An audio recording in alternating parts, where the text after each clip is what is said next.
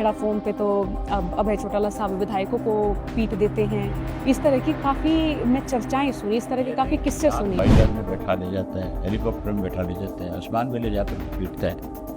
किसी का एमएलए का अगर गिर के हाथ टूट गया तो भी उन्होंने ये कहा कि अभय सिंह ने उसका हाथ तोड़ दिया। सर, आप एलनाबाद से चुनाव हार गई, क्या कारण आप मानते हैं? बीजेपी कांग्रेस मिली हुई थी। अब एक बात मैं यहाँ पे कहना चाहूँगी सर, लोगों से जब जाती हूँ ना, मैं मिलती हूँ, उनमें एक पक्ष कहता है कि अभय चौटाला दिल के बड़े साफ हैं और जो दिल का साफ होगा भाई उसकी ज़ुबान में कोई फिल्टर नहीं होगा। और दूसरा एक धड़ा है जो आपसे बड़ा डरा डरा सा रहता है कि भाई हम तो मतलब जाएंगे, उनसे रिक्वेस्ट करेंगे, हमको तो वो बड़े दबंग से नेता लगते हैं, धमका देंगे, डरा देंगे। मतलब एक उस तरह वाली छवि भी आपकी रही और दो छवियां हैं आपके लोगों में। दबंग होना कोई बुराई है क्या? नहीं, बुराई नहीं है, लेकिन अक्खड़ स्वभाव के, रूढ़ स्वभाव के। नहीं, रूढ़ नहीं हो, रूढ़ कोई नहीं कह सकता।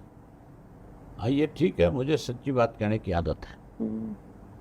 आप मेरे पास अगर किसी काम को लेकर आए हो, अगर वो काम करने योग्य हो, मैं आपसे उसी वक्त कहूँगा कि आपका काम जरूर प्रयास करूँगा कि हो जाए। अगर आपका काम नहीं हो सकता मेरे से, तो मैं आपको आपकी पर्ची वापस दे दूंगा कि ये मेरे बस का मामला नहीं है।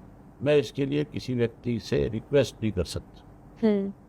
ये मेरे में आप कमी मानो या आप इसको कोई अच्छी बात समझो, ये फैसला तो आपने करना।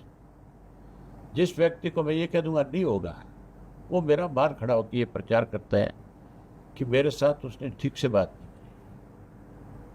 नहीं की, क्योंकि उसको अपने काम की तकलीफ है।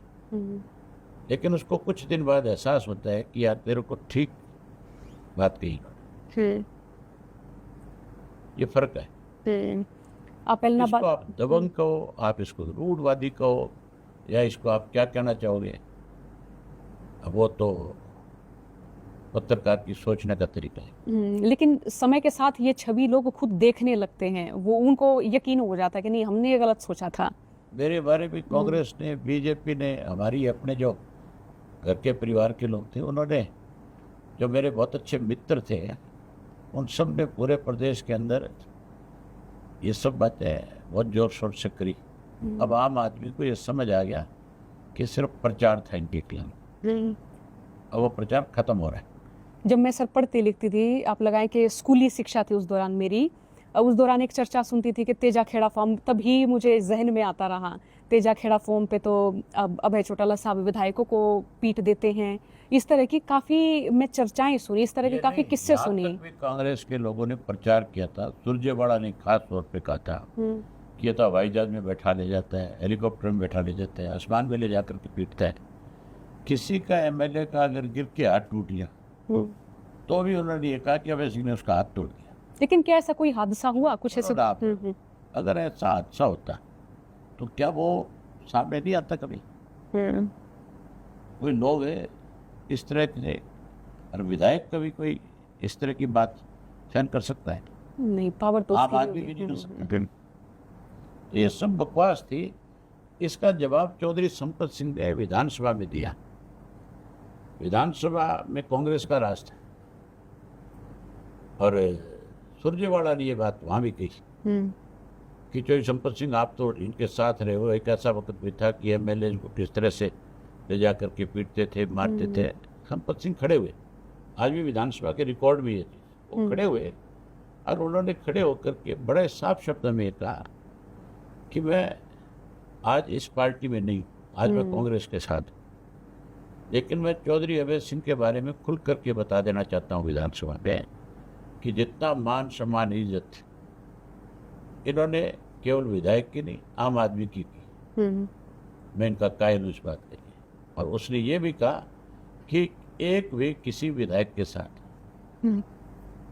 चौटाला साहब के राज में इस तरह की बदतमीजी नहीं हुई। ये सरासर गलत आप कह रहे हैं। कांग्रेस का विधायक था, उसने बात की, चौधरी संपत सिंह ने उस वक्त, तो उनके मुंह पे अपने आप थप्पड़ लगे कि नहीं लगे? ये प्रचार था, अब ये खत्म हो गया प्रचार। अब लोग इनको अच्छे से समझ गए। आप देखना, बड़ा समय में बहुत बड़ा बदलाव आएगा। 25 सितंबर का आज ही न्योता देता हूँ आपको। हम 25 सितंबर को चौधरी देवीलाल जी का जन्मदिन मनाएंगे। अब की बार चौटाला साहब हमारे बीच में नहीं हैं,